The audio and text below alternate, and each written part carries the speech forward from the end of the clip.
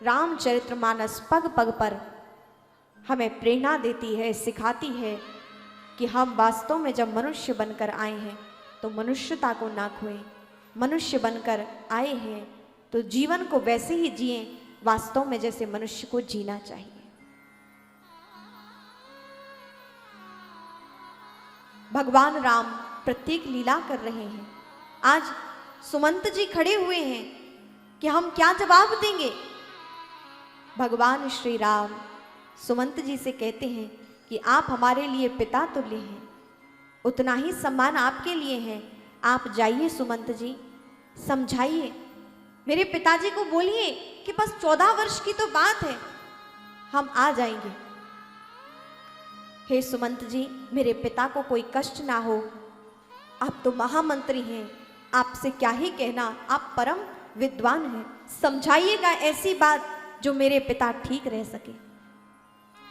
सुमंत जी से जाना नहीं हो रहा है, लेकिन भगवान राम ने प्रणाम किया, सुमंत जी को विदा कर रहे हैं।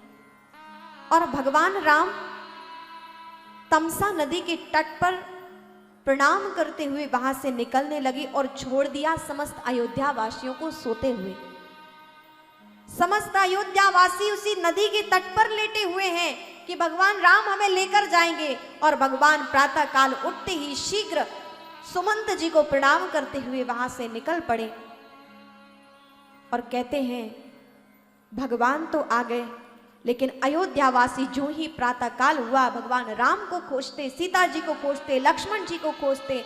जब भगवान को कहीं नहीं देखा तो सारे अयोध्यावासी बिलक बिलक कर रोने लगे, हे राम, आप हमें छोड़कर चले गए।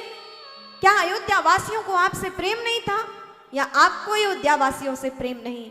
राम, ये उचित नहीं हुआ। हम सभी के लिए तो आप 14 वर्ष के लिए आंखों में अश्रु छोड़कर चले गए प्रभु।